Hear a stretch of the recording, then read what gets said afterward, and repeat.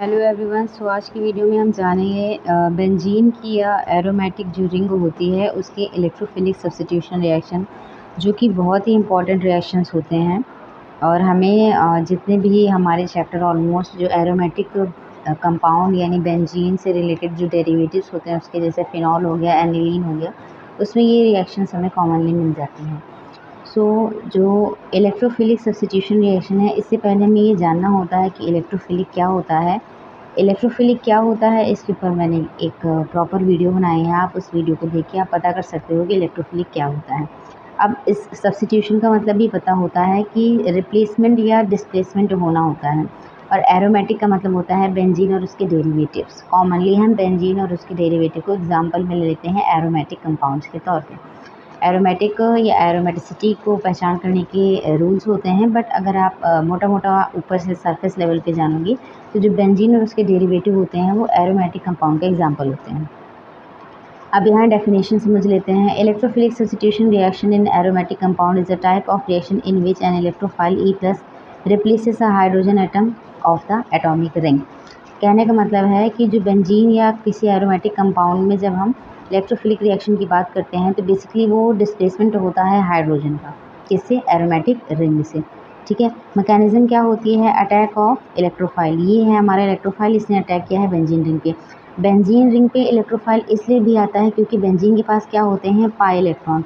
और pi electrons जब इसके पास ज़्यादा होता है तो ये आसानी से इलेक्ट्रॉन को क्या कर सकता है? दे सकता है। इस वजह से इलेक्ट्रोफाइल का अटैक इस पे होता है। और जब इलेक्ट्रोफाइल का अटैक होता है तो ये स्ट्रक्चर बनता है, पहले एक कॉम्प्लेक्स बनता है एंड देन हमारा क्या हो जाता है? फाइनल कंपाउंड बन जाता है। और एच हमारा क्या हो जाता है? डिस्प्लेस हो जाता है। इसी वजह से इस तरीके से रिएक्शन क्या हो जाती है? इलेक्ट्रोफिलिक सब्स्टिट्यूशन रिएक्शन हो जाती है। इसमें रिक्वायरमेंट्स और कुछ फर्दर चीज़ें भी जान लेते हैं। जैसे इधर देखिए, रिक्वायरमेंट्स क्या होता है? Presence of an electrophile. हमारे पास एक इलेक्ट्रोफाइल होना चाहिए। इलेक्ट्रोफाइल क्या होगा? जिसके पास इलेक्ट्रॉन कम होता है। ठीक है। जो पॉजिटिव वाला होता है उसके पास इलेक्ट्रॉन कम होता है, तो हमें वही चाहिए होता है।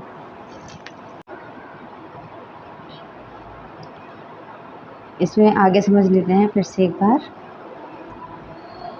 जो प्रेजेंस ऑफ एन इलेक्ट्रोफाइल होता है वो होना चाहिए। Lewis acid catalyst of an उसको बोला जाए, मतलब जो लुईस एसिड कैटलिस्ट होते हैं ये कॉमनली हमारा इलेक्ट्रोफाइल के तौर पे यूज़ होता है।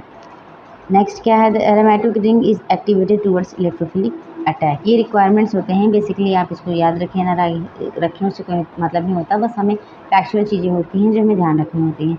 Aromaticity is temporary lost in step 2 and regain in step 3। ये हमारा जो ऊपर का रिएक्शन था उस पर। ठीक है।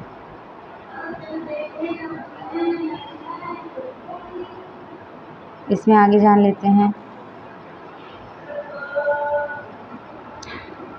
Benzene itself less reactive, but aromatic compounds undergo electrophilic substitution reaction easily in the presence of catalyst। यानी अगर किसी कैटलिस्ट की प्रेजेंस लगा दी जाती है तो इसमें इलेक्ट्रोफिलिक सब्स्टिट्यूशन रिएक्शन हो सकती है। ठीक है। पहला एग्जांपल है नाइट्रेशन। नाइट्रेशन में क्या होता है? NO3 का अटैक होता है। ठीक है। और क्या होता है? नाइट्रोबेंजीन बन जाता है। सेकेंड हमारी रिएक्शन क्या होती है?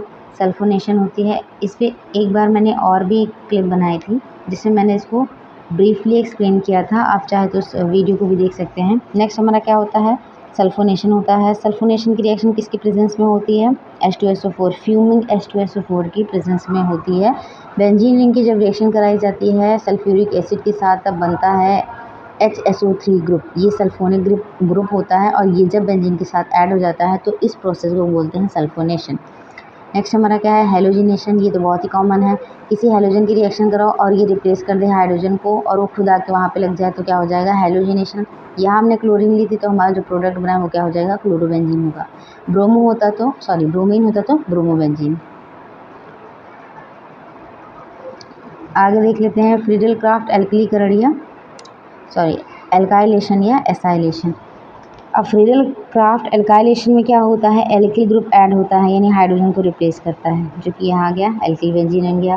फ्रीडल क्राफ्ट में क्या होता है? AC ग्रुप यानी RCO, ये ग्रुप ऐड होता है और क्या बन जाता है? एरियल कीटोन बन जाता है। ठीक है। ये मैंने आपको जो है शॉर्टकट में बता दिया है, हालांकि मैंने लॉन्ग वे में एक और वीडियो बनाई थी उसमें मैंने आपको अच्छे से एक्सप्लेन किया है। समरी यहाँ देख सकते हैं आप।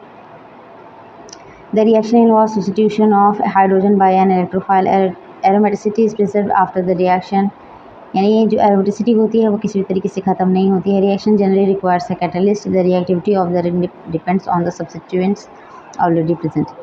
एक्टिवेटिंग ग्रुप कौन कौन से होते हैं? NH2, NHR, ये बहुत इंपॉर्टेंट है, ये बहुत ही इम्पॉर्टेंट है। ऑर्थो पैरा डायरेक्टिंग ग्रुप और मेटा डायरेक्टिंग ग्रुप, ये हमें 100% पता होना चाहिए। इसका मतलब ये होता है कि स्टार्टिंग में जो ग्रुप ऊपर लगा होता है वो आने वाले ग्रुप को बताता है कि वो किस डायरेक्शन में जाएगा। अगर NO2 पहले से ही लगा हुआ है तो जो आने वाला ग्रुप आएगा वो NO2 डिसाइड करेगा कि ये मेटा पे जाएगा, ठीक है। तो इसलिए इसको बहुत अच्छे से ध्यान रखना होता है, बिल्कुल एकदम रट लीजिए कि कौन से हमारे ग्रुप होते हैं। इसमें आगे देख लेते हैं, electrophilic substitution is one of the most important reaction in aromatic compound, और ये बिल्कुल सही बात है, इसलिए ये हमारा बहुत इंपॉर्टेंट रिएक्शन भी होता है। Thank you for watching.